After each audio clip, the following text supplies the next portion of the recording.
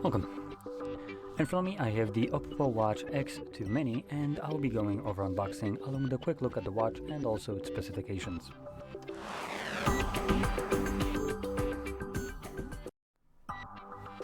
So let's get straight into this. We do have pull tabs at the back.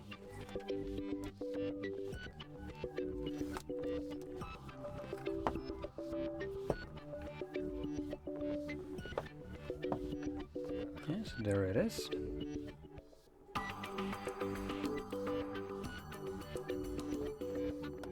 Let's peel this off.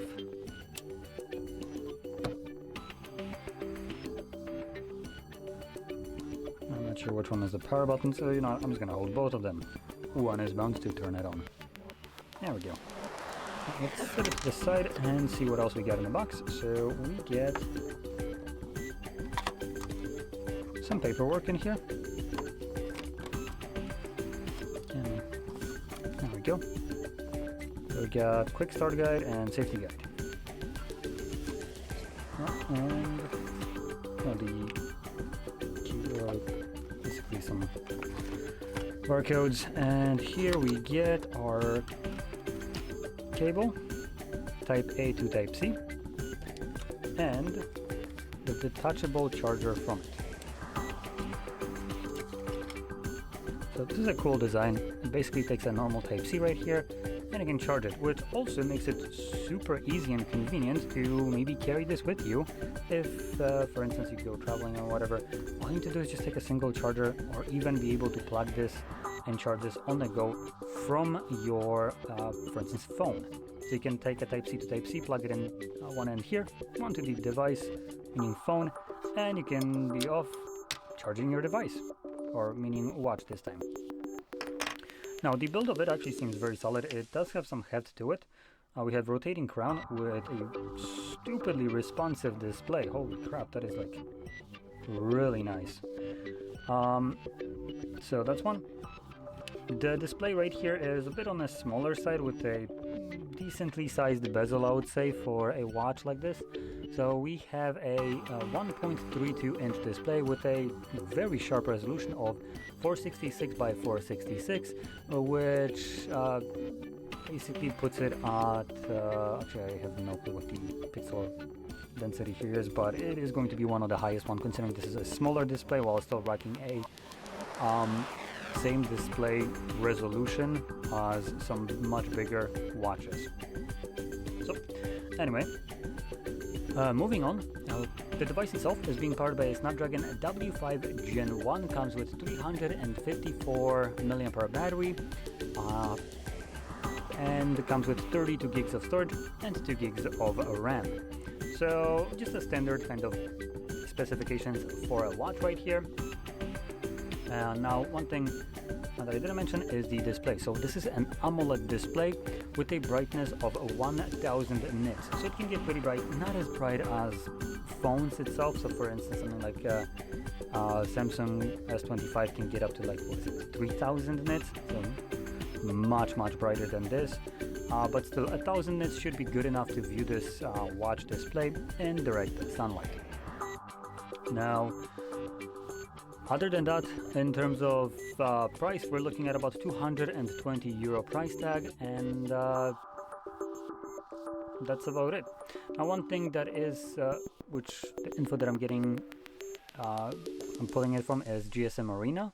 They are pretty good and reliable in terms of like displaying these things in a neatly organized way, rather than trying to scour through the manufacturer's website. It's always all over the place, missing info, so this is just a nice kind of way.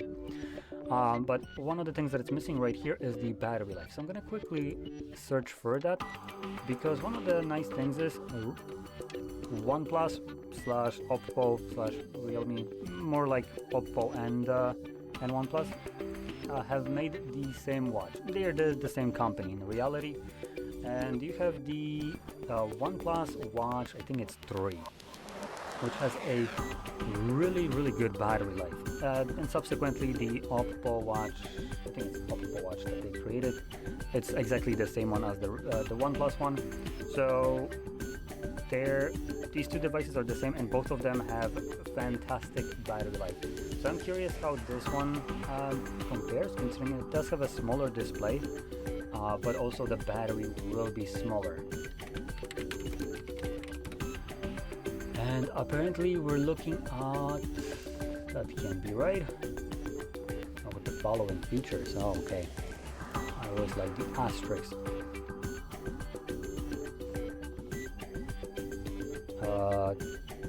Okay, I doubt this is correct. Let me quickly check this.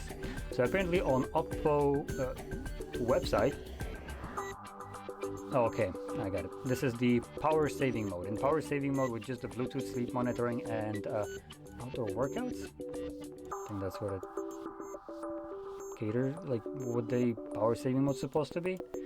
It's very unclear, to be completely honest with you. But you can get 7 days of battery life with the following features, and like I said, the features are Bluetooth, sleep, and outdoor workout. But it doesn't really mention what the battery life is without power saving mode, because for love of God, it's not like you're gonna be running this in power saving mode permanently. So it would be actually nice to know what the damn battery life is outside of that.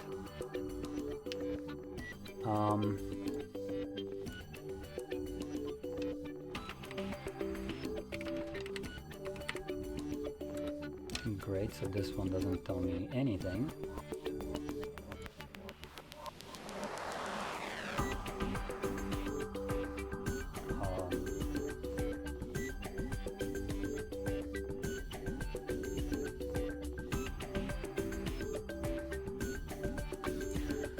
So I'm trying to figure out the info. The screen just went black for no reason. What the battery life here is, and I'm trying to just see any place that would actually give me this info. So I might actually pause the video, look for this info, as it might mean that I need to just literally look for information in a damn photo, because that's the best way to look for info in an effing photo. So I'll be back once I find something, or subsequently don't find something. Okay, so I found it under like advanced info, whatever. So we have battery life for standard use in smart mode. We have up to 60 hours. Battery life in heavy use in smart mode, 36 hours. And battery life in the power saving mode, like I mentioned, 7 days. Fast charging, 10 minutes charges. 10 minutes charged for up to 24 hours? What?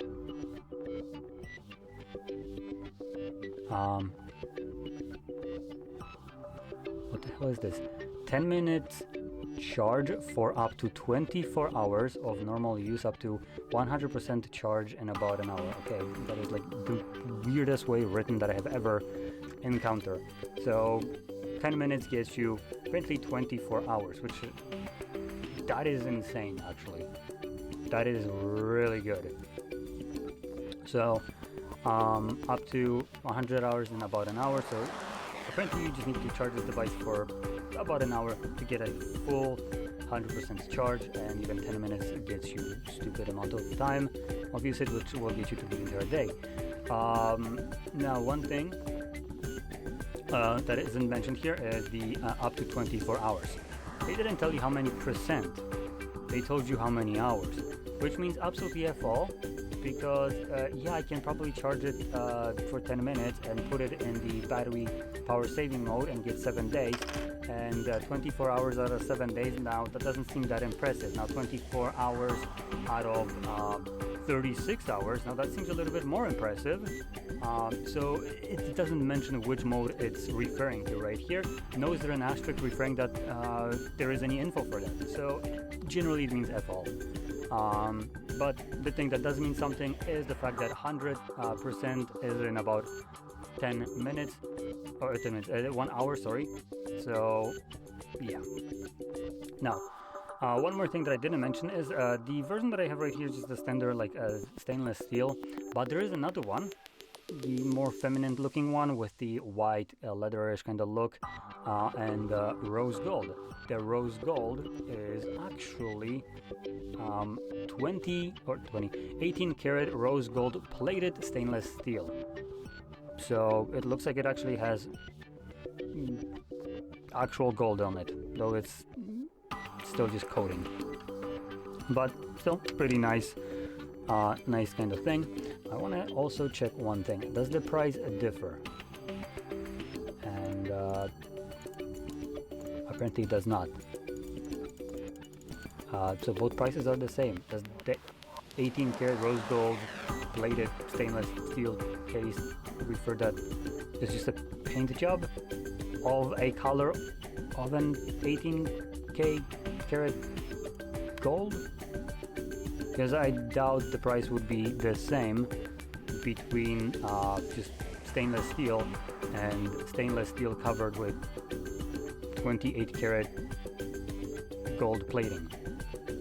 So something to maybe look into. It doesn't really mention it all that much right here, so I'm not really going to go into it. It shouldn't be my job to figure this out. In reality, it should be OPPO's job to actually make the information crystal clear, but apparently they failed at. And the price difference, or lack thereof, it seems kind of odd, considering one would be actually using gold, the other one wouldn't. I mean, this one wouldn't. But the price is exactly the same. Now, one more thing that I want to point out in terms of the design, which seems a bit odd. If you look at it from the side, the area where we have the display has this weird kind of like protrusion. So it looks like it extends the bezels to fit the glass, as you can see right here. So this extends outwards from the rest of the body. So you can clearly see it right here. So yeah, one more thing that I didn't talk about is the quality here. So the watch feels solid, as you would expect from actually like a solid stainless steel. The strap feels nice in touch. It's nicely soft, but it also doesn't stretch too much, as you can see. It has a typical traditional buckle, though it is on a smaller size. These are like very small spacings right here. I don't exactly remember what it is, but I do have the Samsung Galaxy Watch 7 or whatever, and this has, I believe it was the 20mm ones, and if we compare it to, you can see that mine extend a bit further out. Which, wait, actually missing the light right here, so here we go. So you can see where my thumb is, it's aligned correctly, and you can see that the leather kind of comes out right here. So I have the 20, so this would be something like, I don't know, 18 maybe millimeters. But anyway, that's about it. Seems like a solid watch with a decent battery life for the size.